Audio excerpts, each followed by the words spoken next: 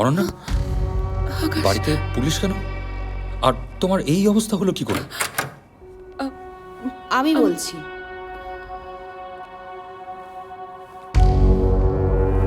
আমি শায়নী গুপ্তা, আপনি তো মিস্টার আকাশ। হ্যাঁ। অ্যাকচুয়ালি আপনার ওয়াইফ আজকে একটু বিপদে পড়ে আমাদের ফোন করেছিলেন, তাই একটু দেখতে এলাম। ওনার গায়ে নাকি কঙ্কাল লাফিয়ে পড়েছে। হোয়াট? মিসেস চ্যাটার্জির গায়ে যদি কঙ্কাল লাফিয়ে পড়ে, ভয় পাওয়াটা তো স্বাভাবিক। হ্যাঁ, ভয় পাওয়াটা তো স্বাভাবিক। এই কঙ্কালটা, এটা তো আমি মেডিকেল কলেজে পড়ার সময় কিনেছিলাম, পড়াশোনা করার জন্য। এইটা তোমার গায়ে লাফিয়ে পড়েছে? অনন্যা ম্যাডাম এটাও কমপ্লেন করেছেন, ওনার সাথে কিছু অপরাধধর্মী ঘটনা ঘটেছে এ বাড়িতে।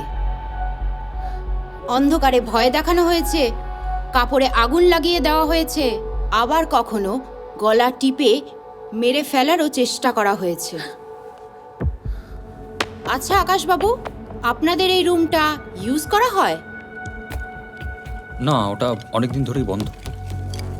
আচ্ছা, আমরা এটাকে নিয়ে যাচ্ছি, কাল একবার থানায় এসে দেখা করে যাবেন।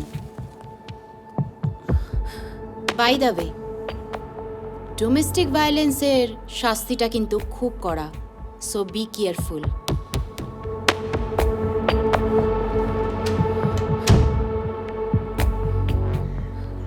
কি এত ভাবছেন ম্যাডাম? আর ওই নকল কঙ্কালটাকেই বা গাড়িতে তুললেন কেন? ডাল মে কুছ কালা হে। না হলে ছেলেটা মিথ্যা কথা কেন বলল? কে কে মিথ্যে বললো ম্যাডাম? ওই যে আকাশ ছেলেটা বলল যে ৫-৬ বছর দরজাটা বন্ধ। যদি তাই হতো, দরজার পাল্লাটা আরো শক্ত হতো, এত সহজেই খুলে যেত না। আর ওই দরজা, আমি দরজাটা ধরেই বুঝতে পেরেছি ঘরটা খোলা হয়। আর কঙ্কালটা নকল হলেও মিসেস চ্যাটার্জি যে ডোমেস্টিক ভায়োলেন্সের অভিযোগগুলো এনেছিল, সেগুলোও কিন্তু পুরোপুরি উড়িয়ে দেওয়ার মতো নয়। হয়তো ওনাকে ভয় দেখানোর জন্য কঙ্কালটা এনে রাখা হয়েছিল। ঠিক আছে, চলো কাল আসুক থানায়, দেখছি আমি। চলুন।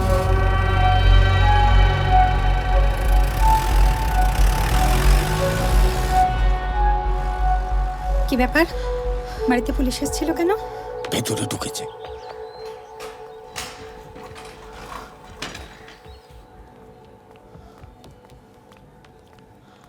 কি ব্যাপার আকাশ, বাড়িতে পুলিশ? কি ব্যাপার বৌমা, পুলিশ কেন বাড়িতে? আসলে মা, আসলে তোমার বৌমা আমায় সন্দেহ করে আমাদের ওপর ডোমেস্টিক ভায়োলেন্সের অ্যালিগেশন এনেছে। মা আসলে আমি খুব ভয় পেয়ে গেছিলাম।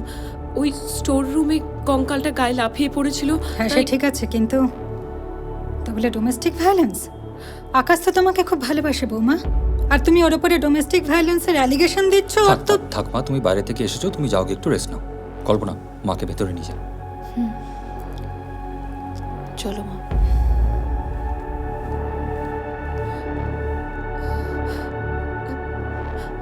আই এম সরি আকাশ। অরণ্যা, বিশ্বাস আর সম্পর্ক একটা কাঁচের মতো হয়, একবার ভেঙে গেলে আর জোড়া লাগে না।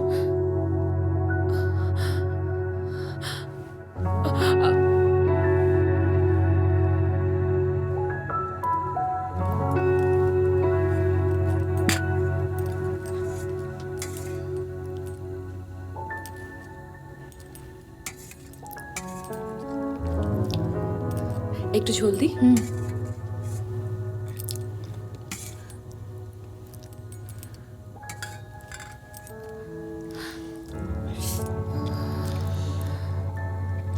আমাকে একটু ডালটা দে তো।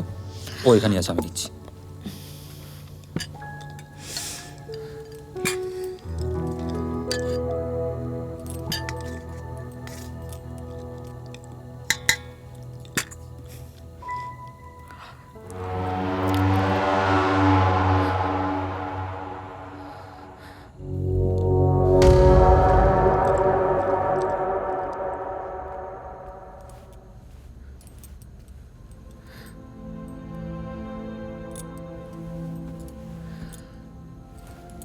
তুমি আমার ওপর রেগে আছো?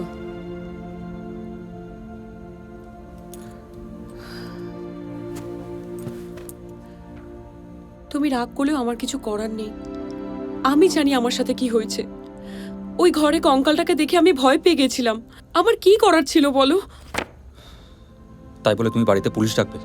তুমি তো আমাকে একটা কল করতে পারতে। তাতে কি কোনো লাভ হতো?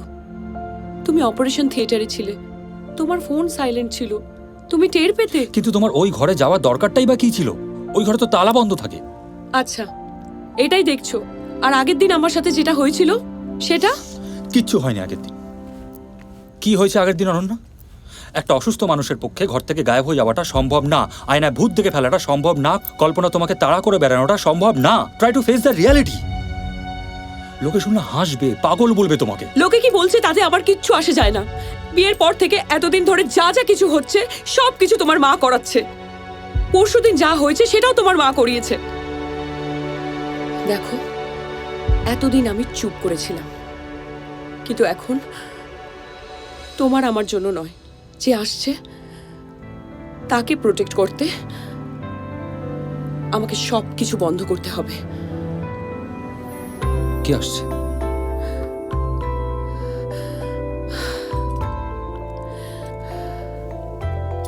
I'm pregnant, Akash. You are going to be father. কি বলছো তুমি অনন্যা? সিরিয়াসলি? ওহ মাই গড! অনন্যা, এই খবরটা তুমি আমাকে আগে দাওনি কেন? এত ভালো খবর। ওফ, I am so happy Ananya.